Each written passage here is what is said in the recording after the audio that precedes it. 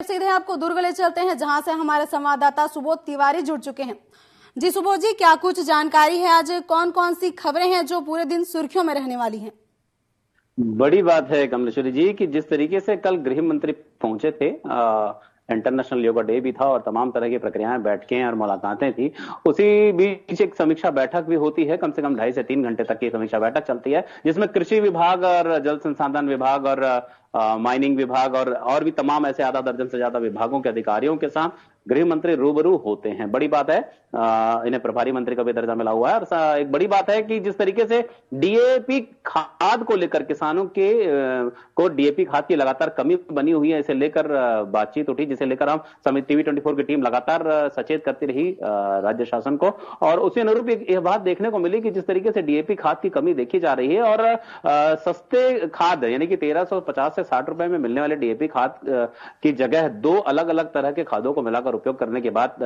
कृषि विभाग के अधिकारी कर रहे थे। अब उन्हें साफ मनाही की गई है और जिस तरीके से बताया जा रहा है कि स्टॉक में जिस तरीके से कमी मिली है, यानी कि जितने की डिमांड है उतने की पूर्ति नहीं है, तो उसे जल्द से जल्द उसकी पूर्ति की जाए, ताकि किसानों को, जो कि मानसून सर पर है और बुआई का काम भी शुरू हो जाएगा बहुत जल्द, तो ऐसे में डीएपी खाद की कमी कभी किसानों को बिल्कुल भी ना हो, इसे लेकर कड़े दिशा निर्देश दिए गए हैं। साथ ही बताया जा रहा है कि जिस तरीके से कानून व्यवस्था को लेकर बात चल रही, लगातार चाकूबाजी हो रही है, घटनाएं घट रही हैं, तो उसे हालांकि गृह मंत्री ने यह बात जरूर कहा है कि पिछले सरकार के समय इससे बड़े अपराध हुआ करते थे, अब छोटे अपराध हैं, मगर अपराध तो अपराध ही होता है मंत्री जी। तो कहीं ना कहीं कानून व्यवस्था को और चुस्त दुरुस्त करने के लिए अन्य तरह की कवायद करने की भी जरूरत है। दूसरी बड़ी बात है कि जिस तरीके से लगातार सजग करने के बावजूद भी ऑनलाइन ट्रेडिंग यानी कि अधिक मुनाफा पाकर शेयर मार्केट में लगाना, किसी अज्ञात लिंक को ओके करके उस पर पैसे भेज देना, इस तरह के लगातार फ्रॉड बढ़ते जा रहे हैं। हालांकि साइबर थाना खोला गया है, दुर्ग जिले का एक बड़ा विशाल साइबर थाना है जिसकी टीम भी है, बावजूद इसके इस तरह की ठगी को रोक पाने में यह साइबर थाना असफल साबित हो रहा है। यही नहीं, रोक पाने में तो असफल है, पकड़ पाने में भी असफल साबित दिखाई दे रहा है, क्योंकि जो भी रिपोर्ट लिखाए जाते हैं वो अज्ञात के खिलाफ लिखाए जाते हैं और अज्ञातों को ढूंढने में साइबर थाने के भी हाथ पैर फूल रहे हैं, उसकी टीम के हाथ पैर फूल रहे हैं। अभी तक एक भी ऐसे बड़े मामले, जो कि लगातार हर रोज 25 से 30 लाख की ठगी के मामले रिपोर्ट दर्ज हो रहे हैं, बावजूद इसके अभी तक किसी भी ऐसे अपराधी को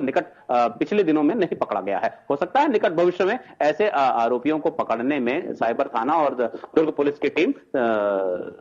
कामयाब हो जाए। दूसरी बात है कि रसमड़ा खैरागढ़ बाईपास रोड पर 11 दिनों पहले पुलगांव निवासी टिंबर मर्चेंट दिलीप मिश्रा के घर पर डकैती की वारदात को 4 से 5 डकैतों के द्वारा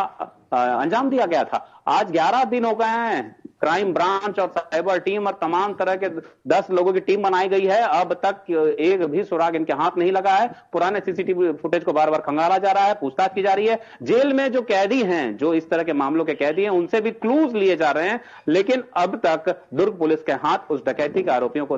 तक नहीं पहुंच पाए हैं, हाथ खाली है। जी, तमाम जानकारियों के लिए धन्यवाद सुबोध जी आपका।